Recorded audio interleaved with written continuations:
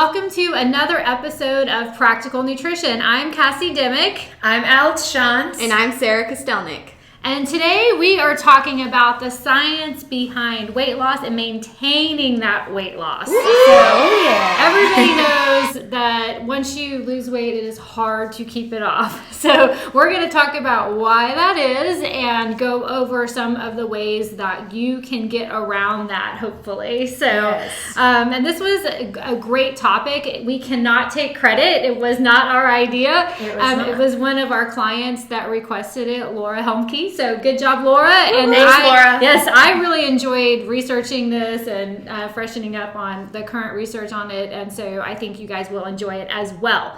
So first off, let's look at a little bit of research. Sara, do you want to go over that? So first and foremost, research has studied people who have lost weight and maintain that weight loss. And it shows that only about 1/3 of people who lose weight actually keep it off. So if you feel like you are one of those people who struggles to keep weight off, you are not alone. Many people struggle with that. And so after all of that effort, why does this happen to so many people and what can we do about it? And that's what we're going to talk about today. There's also a really interesting research article that I found that the American Heart Association posted, just kind of talking about how the mean or the average weight of people of certain age groups, men versus women, has changed since, 20, 40, 60, 80 years ago. And so from the 1960s to this article did the data collecting in 2002, the average weight of each age group has increased by at least 22 pounds up to 29 pounds. So people are averaging out more weight, right? They're increasing their calories, they're exercising less. And so we as a whole, as a nation, tend to weigh a little bit more now than we used to. Yes, and so that's just where we are. And so let's talk about what we can do about it and how we can keep that off. So Alix, do you want to share some of the science behind what happens with our bodies when we lose weight? This is crazy. Yes, okay, and it's not as simple as you would think. You'd think once you lose the weight, you keep it off. It's really easy to do. You go into this deficit. It's 3,500 calories per pound of fat. But it's not that black and white, and it's not that simple. Did you know that even when you lose weight, your body shrinks its fat cells but does not get rid of them? Yeah. Isn't that interesting? Right? You just hold on to them. They're just shrunk. Unfortunately, your body likes to stay where it is, and when your body senses that you have lost fat in the cells that it has, hormones change to increase appetite and decrease satiety. So, leptin, ghrelin, those types of hormones can be disoriented and can be changed, so then your appetite may be a little bit more. You might experience that ghrelin hunger hormone a little bit more, and then your appetite increases, and it's just kind of this cycle that we get into. These biological responses to weight loss actually encourage weight regain, which we refer to as the set point theory. Your body likes to go back to where it's comfortable, that set point theory. This theory is heavily influenced by the size of your fat cells. As you lose weight and body fat, your fat cells begin to shrink. So interesting. So I mentioned that leptin, that this is a hormone that's secreted by fat cells that controls metabolic rate and hunger. So levels decrease because of the smaller fat cell size. This causes a decrease in metabolic rate and increase in hunger, which causes body fat to increase or return back to normal. So very interesting how it kind of affects your hormones. Research has shown that. Like I mentioned, your ghrelin, which is another hormone, increases, then your appetite increases, yet your leptin is decreasing, so that satiety hormone's decreasing. So it's just kind of, it's hard to navigate. Your metabolic rate is lower and your body fat does go up. This is your body's way of defending, going back to that set point theory, trying to get you to return to that set point, trying to get you back to where you started at. So you lose all this weight, but this whole time your body's telling you, I want to go back, I want to go back, I want to go back. So it makes it very difficult to maintain that. For those who have heavily dieted, especially bodybuilders with low body fats, you've probably noticed that your hunger levels increase. You have to keep decreasing calories and increasing exercise to keep losing body fat, because this eventually stalls. So you hit that plateau.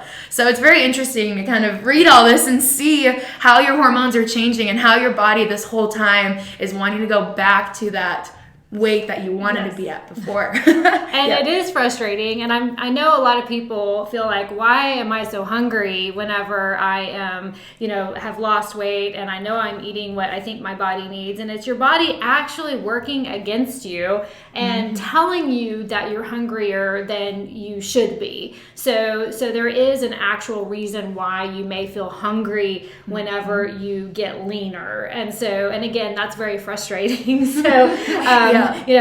But we have some good news as well. But interestingly, research shows that this increase in hunger is probably more important to why you would regain your weight than that decrease in your resting metabolic rate. And that's something that a lot of people don't account for whenever they lose weight, is that your resting metabolic rate, how many calories you burn every day, actually goes down because you weigh less. And so research shows that for every 2 pounds that you lose, which isn't a huge amount, your RMR may decrease between 20 and 30 calories a day. So that's pretty significant. Yeah. And then what they also showed on the flip side is that people's hunger increased by about 100 calories a day of how much more they wanted to eat. And so your resting metabolic rate is going down and your hunger is going up. So if that doesn't set you up for failure, what does? And and again, our bodies are trying to just get back to where they were. And I've seen this I've been doing this for 20 years, and I often will see people that maybe, don't come back for a year or something like that. Is so interesting to see that often their weight is exactly the same as it was before they lost the weight. So I see this in real life. I'm sure a lot of people have experienced this as well. And then you have to think about the mental part of it. It's exciting whenever you do these really strict diets that maybe are unrealistic, and it's very motivating at first. But that's another reason that it's hard to keep the weight off, because those things that people do for that quick weight loss, which is the exciting part, isn't sustainable. So they give those habits up, and as soon as you give those habits up that you can't maintain, you're going to gain your weight back. So with your body fighting against you, your mind's fighting against you. And then oftentimes what we see is whenever we try to, really go over this lifestyle change, small, sustainable things, well, that's a slower weight loss. And people get frustrated with that as well, because why bother? I'm not getting these results. So that mental part of it, whether you can't sustain it because it's so fast, or you get frustrated because it's so slow, that's another factor of why people give up and they gain weight. So in summary, after you lose weight, your body and brain are both working against you to get back to where you were by increased hunger, lower metabolism, and unrealistic expectations for what your body can do, which can lead to frustration and giving up all of that healthy stuff that you try to do to get there in the first place. There's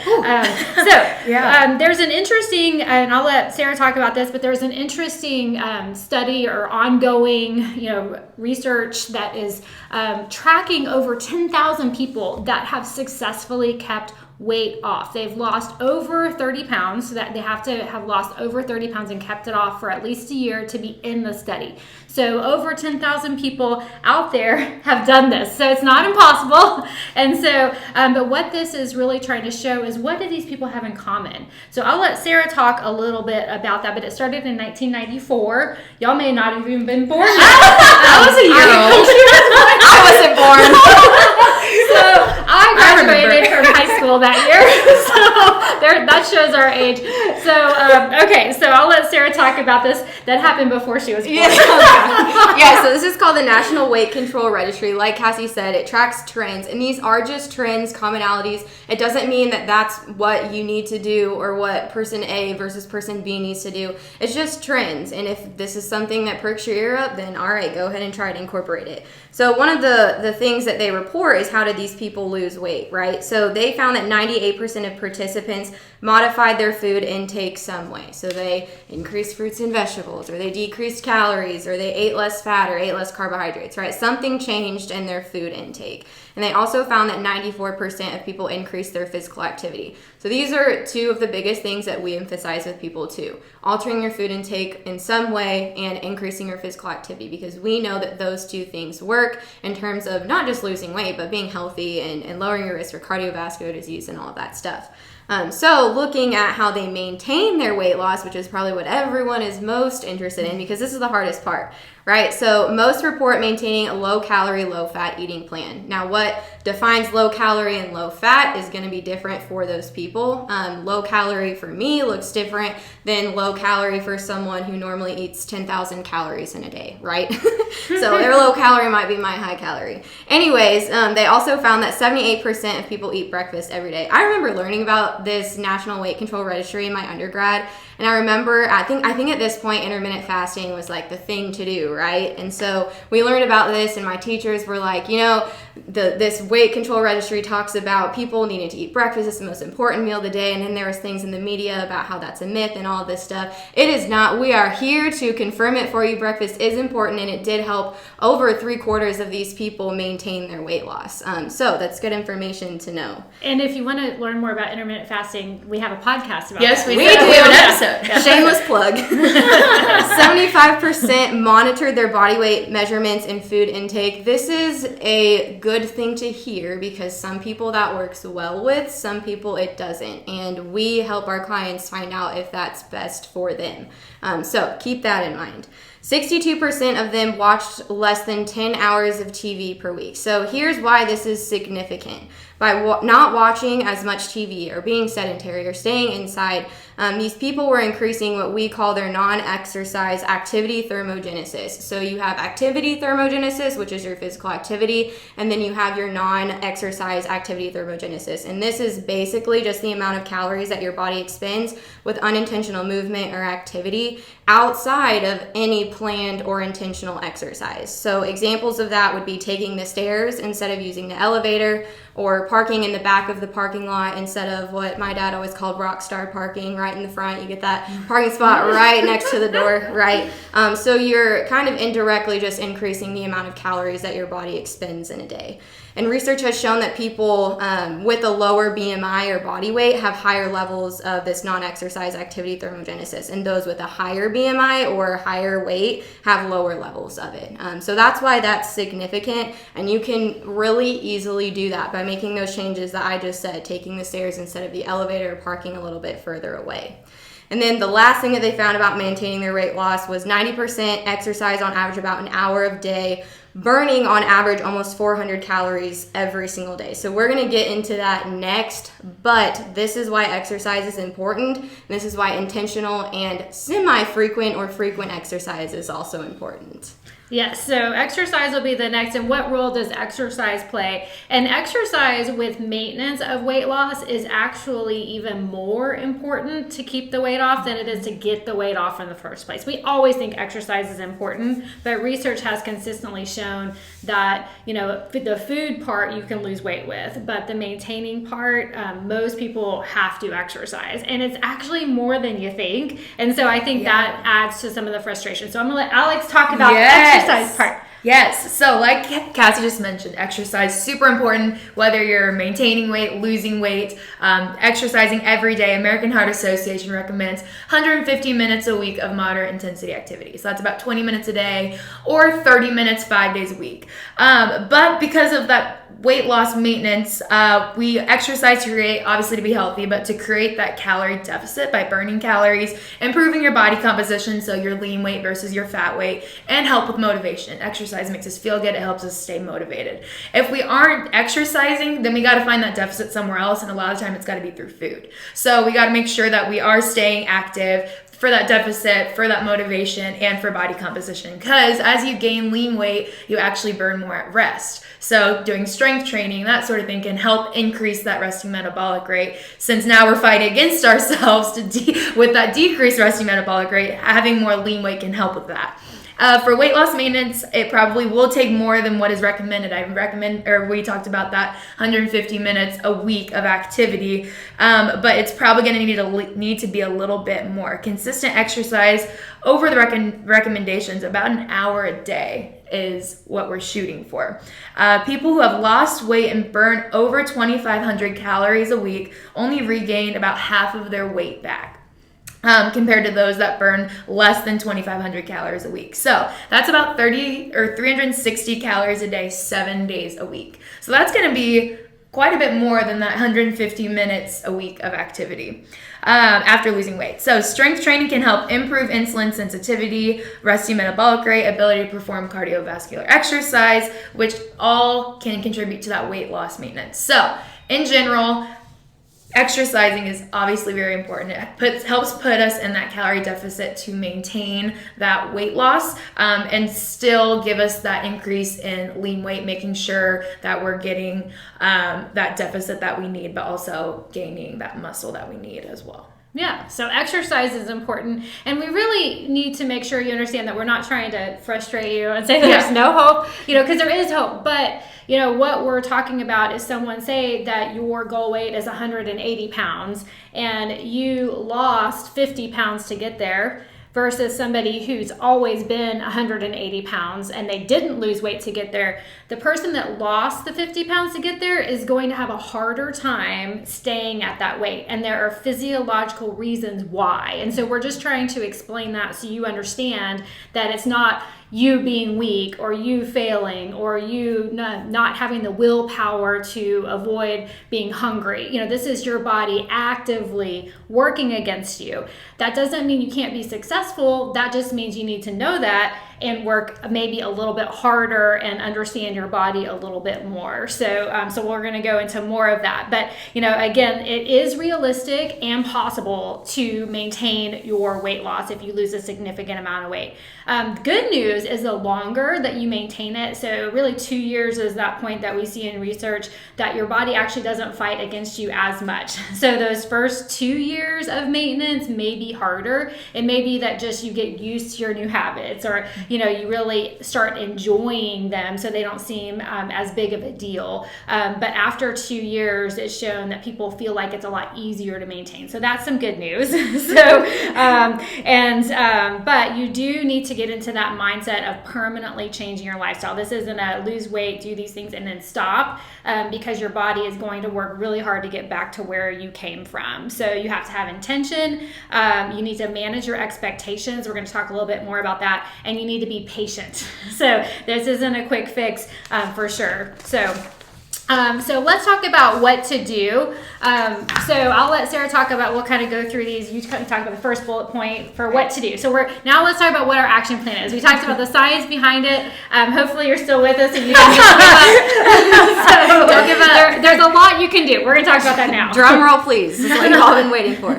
So first and foremost, know what your body needs for success. With nutrition across the board, everything is individualized. I think we've talked about this before, but what your favorite fitness model on Instagram is doing is probably not what you need to be doing. So weight loss maintenance requires knowing how much your body needs, which you might need the help of someone like a dietitian to figure that out, because sometimes we have people, especially women who have a history of dieting, think that they need so much less than they actually do, and that's why we test your resting metabolic rate here. So we have for the most part, a black and white number to at least create a baseline, and especially at your new healthy weight, because that resting metabolic rate changes. We talk about all the physiological processes, increased hunger, you have to exercise a little bit more, especially with that lower metabolism. So developing consistent healthy eating habits and significant consistent exercise, just part of this intensive lifestyle change, is going to be what helps you not only lose the weight but maintain that weight loss. Yes, and those things are not that bad. A lot of people feel like, sometimes I think when you don't exercise a lot or don't eat healthy, the ideas about those things are worse than they actually are. So, because I can tell you people that do that, they really get so much benefit. They feel better. I know I do. So I actually want to eat healthy and I want to exercise. So obviously a lot of times I like to have a little break from that. But, with those intentional things that we talked about on our last week's podcast. But in general, it gets easier because you like how you feel with those things. So knowing what your body needs is good. And so Alix, what's the next one? Yes, managing your expectations. This is super important. We want it to be realistic, attainable. Whenever you come into our office and say, I want to lose 80 pounds, well, first we're going to evaluate where you're at now and make sure that is a realistic goal. But sometimes we can get super unrealistic and say, I want to lose 80 pounds in a month. Well, that may not be realistic. We try to keep it sustainable so that you can keep going, that it's not going to be unrealistic. So maintaining weight loss is hard, as you know, often requires ongoing support, accountability to help overcome your body's cues to eat more and burn less. So having a supportive community, making sure that you're working with a registered dietitian to make sure that you're staying accountable to what you need to be doing, and to make sure that we can help you through those ups and downs of this journey. Many people going into a diet or exercise program expect to lose an unrealistic amount of weight, like I already mentioned. You see lots of magazines that are like, follow this program to lose 20 pounds in a week. That's going to be unrealistic. So typically we're looking at half a pound to a pound a week, depending on where you're at. Sometimes it's faster, sometimes it's slower. The human body is a crazy thing, and it's not always going to be black and white, like we mentioned earlier. Like we said, 3,500 calories in a pound of fat, but is it going to be that black and white? Probably not. Think about the benefits of small weight loss instead of just focusing on big weight loss. We have this goal, 80 pounds, but think about your day-to-day choices and your healthy eating. That's going to make a big difference. Benefits of modest weight loss, about 5 to 10% of your weight, include significant risk of diabetes, heart disease, stroke, cancer. So those little changes every single day, picking a vegetable as a side at lunch rather than French fries, those types of changes are going to make the big difference and are going to help you lose weight sustainably. Same with exercise, making sure that you're just active every single day, or active where you're intense one day, maybe taking a day off. Listen to your body. So it's important to be realistic with yourself and your goals, and we will help you find where that is if you need that help. But sometimes we can have these huge expectations, but we like to take baby steps, small steps to make sure that it's going to be realistic and sustainable. Yes, and so good stuff. And so the expectations are huge, and so how you think about it is something to think about.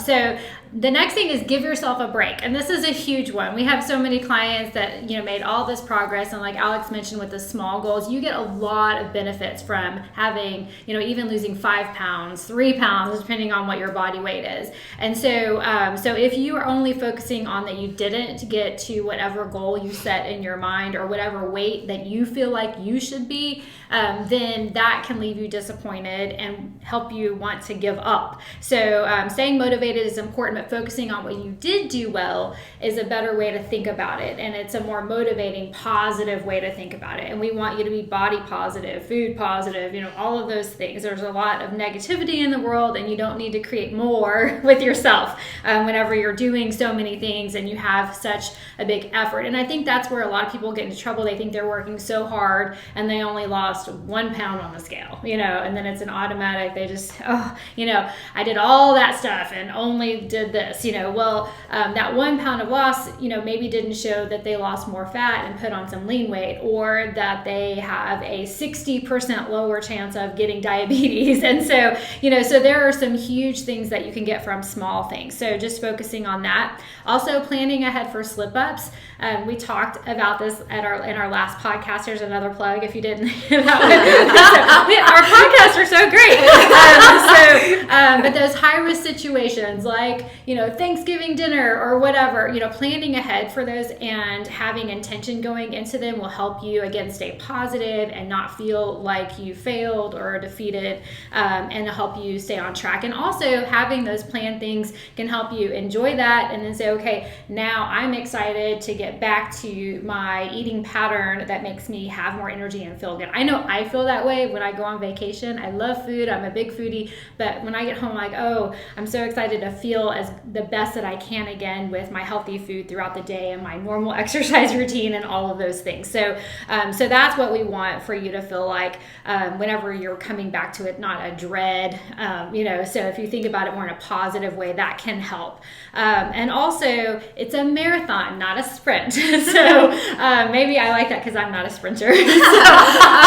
But But it's, thinking of weight loss and weight maintenance as, thinking about just let's get through that next mile. This is a marathon. We're not trying to get there as fast as possible because you can't sustain that for very long. So you want to think about it being an endurance event, not a sprint. And so focusing on those little things you do consistently every day, that's what we want you to start with. And how can you take one step in that right direction for you to be healthier? Consistency, not perfection. That's one of my favorite things that I try to tell my clients. Sarah, what's next? Last but not least is exercise. Honestly, we'll probably have a whole different podcast specific around exercise recommendations for different age groups, different goals and stuff, because it can get, complex in a sense, but it's also very easy in terms of how you choose to be active, right? So because exercise is really not an option, right, in order to maintain your weight loss or get on that weight loss journey, we want you to try and pick something that you enjoy, right? I feel like some people honestly might be frustrated by hearing that because it's like, oh, well, if you just tell me to go run a mile every day, well, I can do that because you're telling me to and you're keeping me accountable, right? But it's not, because we want you to develop those sustainable habits. So choose something that you enjoy. It can be running marathons like Cassie, right? It can be sprinting. It can be weightlifting. It can be yoga. It can be dance classes. It can be so many different things, but it does need to be a part of your healthy lifestyle to help you maintain that weight loss. Also try and keep it consistent, right? So a good example of that is some people will get their exercise out of the way in the week because they don't want to do it. So it's Sunday, Monday, Tuesday, and they're inactive Wednesday, Thursday, Friday, Saturday, right? We want you to pick something that you can be consistent and enjoy doing throughout the week, so that you are staying consistently active, keeping that calorie expenditure up and all of that good stuff. We also want to emphasize, especially for weight loss and weight maintenance, not to strive for the minimum recommendation for health, which was that 150 minutes per week, right? Weight maintenance probably requires a little bit more than that, but don't get discouraged and start small. So if you're exercising 0 minutes per week, maybe you increase that to 60 minutes per week. And then the next week you add another day of 30 minutes. So you're at 90 minutes per week. You can work your way up there. It's going to be better than where you were at before, but make sure you're doing it in a consistent manner that helps you be successful to lose and maintain that weight. Yes, so in conclusion, this is realistic for you to maintain your weight. It's just going to take a little bit of extra effort on your part, but I think once understanding what your body's doing, it can help you. And, the other thing is with this marathon, not a sprint mentality is, I really want you to think about why you're doing it. We know that people can do some really strict, crazy things if they are really passionate about it. And so if you think about, the small changes, figuring out why you want to do that, that's not related to I want to lose 80 pounds or however much you want to lose, that can really help you stay motivated for the long run. So if you think more about I want to age in a way that keeps me independent for a long time. My whole family has diabetes and they have neuropathy and can't walk anymore. I don't want to be that way. I want to play with my kids and not be out of breath and things like that. There are lots of things you could think of. I want to be able to run through the airport if my plane is late and still get to my vacation. So I could think of 100 different things, but if you think about those, write them down, have that intention for what's your why. And it needs to be, again, something that's significant that can help get you through the long haul whenever you're doing this. And, we're here to support you. We have free nutrition sessions if you want to set that up, and we can even help you with some of that why and goal setting in that free nutrition session. And having a support person, where that's a friend or a dietitian or somebody that's helping keep you accountable, using tracking kinds of things, that can help as well. So get your support system. Again, think about it for the long haul, and you can make it happen and keep the weight off. So thank you. Thank you.